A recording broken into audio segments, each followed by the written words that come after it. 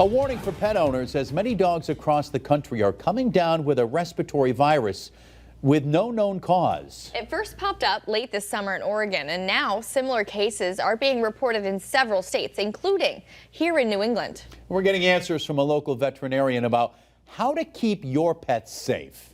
'Tis the season for sniffling, sneezing, and coughing, and it's not just in humans.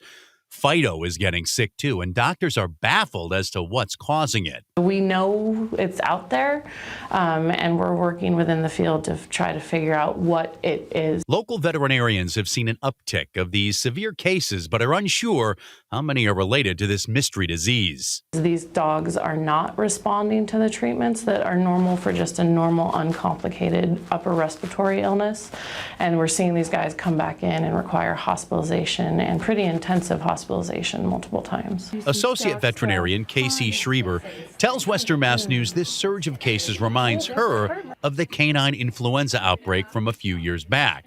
That's where dogs were impacted in group settings. Dogs going to dog parks, dogs going to grooming facilities, dogs going to like doggy daycare or boarding facilities. And so basically dogs where they're going to be exposed to other animals, then they get exposed to whatever this is. The symptoms are all very similar to kennel cough.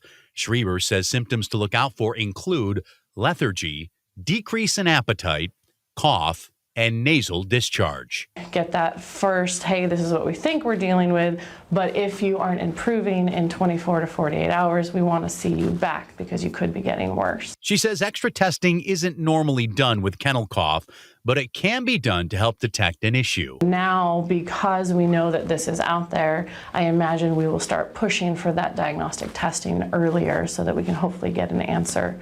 But right now, we don't know the causative agent of this illness that's out there. The good news, Schreiber says this is an illness that can typically be cured. She says it's also good to make sure your dogs are up to date on their kennel cough vaccines and flu vaccines.